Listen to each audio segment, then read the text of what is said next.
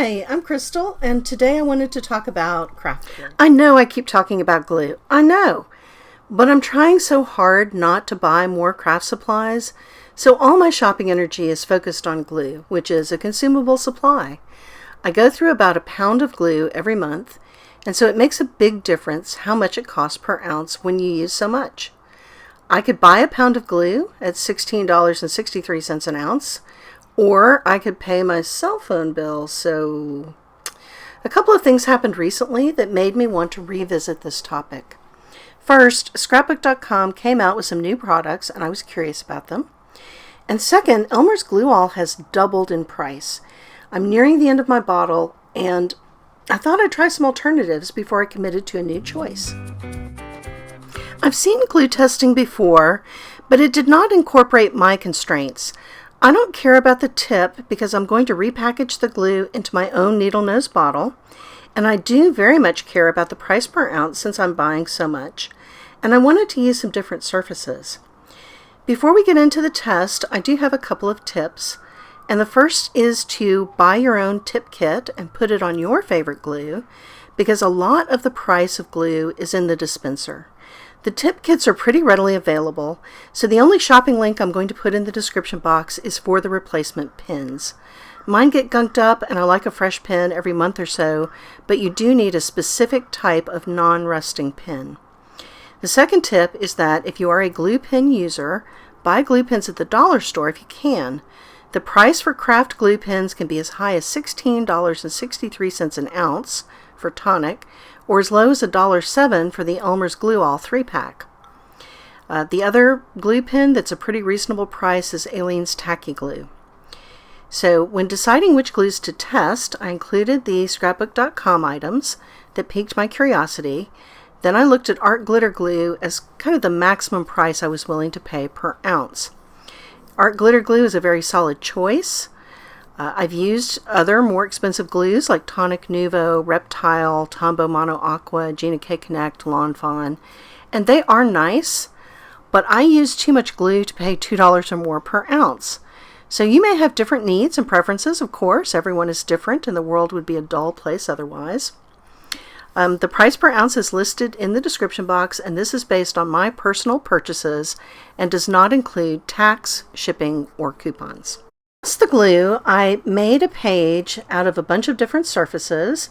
I've got some cereal box, some 110-pound cardstock, some lighter weight cardstock, some vintage book page, some packing paper, and I ran a string of glue across the page, and then I attached a little piece of paper, or a little piece of packing paper, a little piece of tea bag, some cotton fabric, and then something that was either plastic or polyester. I wanted to make sure that all of these things would actually be attached to the page because I think these are the things that I'm going to use the most in my crafting. So I don't really use a lot of sequins and beads, but I do use a lot of polyester ribbon and I do use plastic packaging. Once I got all of this glued down, I'm going to wait 36 hours to then test to see if it stays attached. And I also wanted to just look at what the glue looked like if you could see it on the page. So here I ran the strip of glue across the page and I didn't attach anything.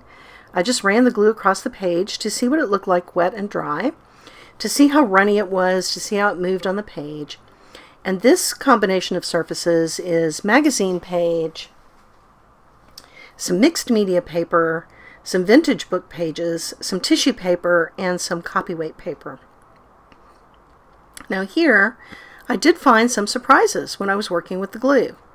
And so the one that I wanted to call out is that the Crafter Square glue that comes in the 1.7 ounce bottle, which is the clear glue, is incredibly runny. So when I tilt the page, you can see that this glue just starts running down the page. And it took a really long time to dry. I was really not impressed by that. Now the other Crafter Square glue, they call the liquid adhesive that's white in the package. I thought that was much better. The other surprising one was the Daiso glue, which comes in a foam tip squeeze bottle. That was a little bit strange, and I'm not sure that that is going to work for me. but the glue itself seemed okay, but I don't really see a way to repackage that into a needle nose bottle. So I'm not sure that that's going to be a good choice for my crafting. Now I also tested some bookbinding glue by Line Co. And I brought in those scrapbook.com products at the end. Now the scrapbook.com products were pretty interesting. The first two were pretty standard PVA glues. So, goes on white, dries clear, pretty much what you would expect. Very similar to an Elmer's or an art glitter glue.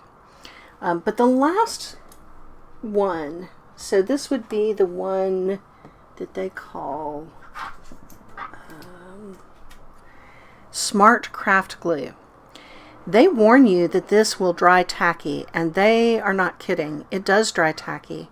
But what they don't really warn you about in the product listing is that this product has got a really unpleasant smell, and it is a very unpleasant texture on your skin if you get some on your fingers.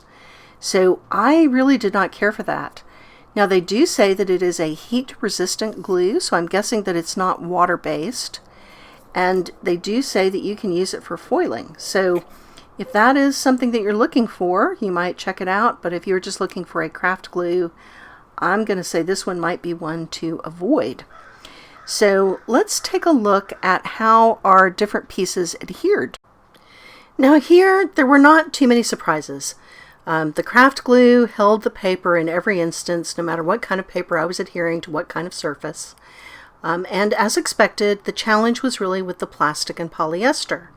So the ones that held the plastic and polyester were Aleene's original Tacky glue, the Crafter Square liquid adhesive, and the Mod Podge. Next, I took a look at the page where I just put the line of glue just to see if it was still tacky or if it had dried shiny, or, just how it looked. And I found that the Barely Arts glue was still a little bit tacky. I think if you had a facing page, that might stick. And of course, as we discussed, the scrapbook Smart Craft glue was very sticky. I then looked at the page to see which ones were shiny and which ones had dried matte. I'm a messy gluer, and a lot of times you can see glue on my page, so I want it to be matte so it blends in. And there were more choices for the matte appearance. So the three from our plastic, as well as Elmer's and Line Co. So I think it's very clear here that the winners are Aleene's original Tacky glue, the Crafter Square liquid adhesive, and the Mod Podge matte. So the prices for Aleene's Tacky glue and Mod Podge are pretty similar if you buy a good volume of product. The Crafter Square doesn't come in quite as good because it runs about $1.04 an ounce. But if you are looking for something new to try, the price point for the whole package of $1.25 is pretty good. So I think these are the three products that came out the best in my test under my constraints, although of course your preferences may be otherwise. So I hope some part of this was helpful to you, and if you have a different favorite glue that you'd like to tell me about, please drop a comment. Thanks for joining me today.